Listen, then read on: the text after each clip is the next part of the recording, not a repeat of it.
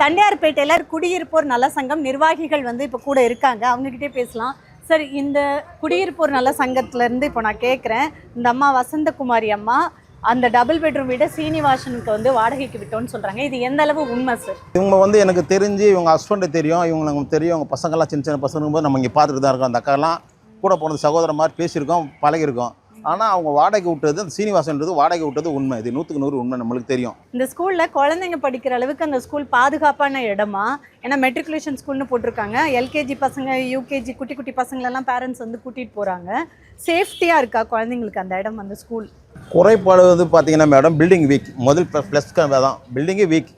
அந்த பில்டிங்கில் நடத்தக்கூடாது. கண்டிப்பாக கார்பரேஷனில் எல்லாமே சொல்லிட்டாங்க, இந்த இடத்துல நடத்தாத, இந்த மாதம் காலி பண்ணிக்கிறேன், அடுத்த மாதம் காலி பண்ணுறேன்னு எழுதி கொடுத்துட்றான். நாங்கள் போய் கேட்டாலும் இந்த சம்மரில் காலி பண்ணிக்குவேன், அடுத்த மாதம் காலி பண்ணிக்கிறேன் சொல்லி அப்படியே கண்டினியூ பண்ணின்னு தான் இருக்காப்புல தவிர காலி பண்ண மாதிரி இல்லை.